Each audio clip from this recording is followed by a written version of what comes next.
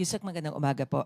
May we have the palace's reaction on Mayor Baste's statement over the weekend saying na walang utang na loob si Pangulong Marcos kasi parang nakalimutan na yung tatay niya, yung nagpalibing sa kay former President Marcos Sr. sa libingan ng mga bayani. Your thoughts on this, ma'am? Yes, opo. As early as 2016, dati pa pong senador ang Pangulo ngayon.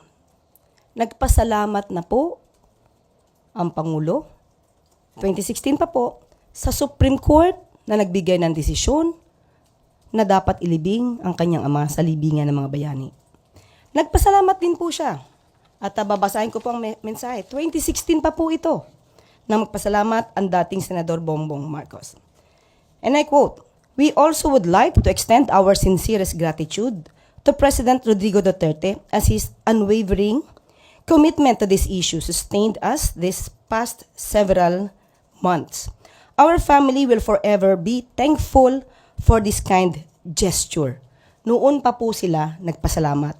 At sinabi nga nila, forever silang tatanaw ng utang na loob sa napakagandang gesture ng dating Pangulong Duterte. Pero ang pagtanaw po ng utang na loob ay hindi dapat madiskaril at hindi dapat magtraidor sa batas at sa hustisya. Ginamit mo ni dating Pangulong Duterte ang batas. Ito po yung nauugnay sa RA 289 patungkol po sa pagpapalibing sa libingan ng mga bayani at sinusugan po ito ng Presidential Proclamation 208 ni dating Pangulong Marcos. At mayroon din pong regulation, ang AFP G-161-373 na kabilang ang Pangulo or Commander-in-Chief na entitled to interment at the libingan ng mga bayani. Lahat naman po ito ay may basihan nung isinagawa ni dating Pangulong Duterte. Ang pagpapaaresto naman po o pagsusurrender kay dating Pangulong Duterte sa ICC ay meron din pong kaugnayan na batas at meron po tayong sinusunod na commitment para sa Interpol. Ngayon, hindi po dapat mahinto ng utang na loob ang pagpapatupad ng batas. Hindi po dapat traidorin, katulad ng aking sinabi, ang pagpapatupad ng batas, ang pagpapatupad ng commitment with the Interpol.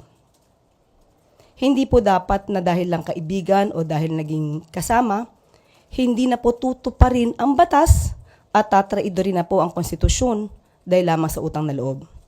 Dahil basta sinasabi ito ni Mayor Baste Duterte ng tanong ng utang na loob, ito po ba yung ginamit kaya ng dating Pangulong Duterte nung i-appoint niya ang isang Chinese national na si Michael Yang bilang kanyang economic advisor?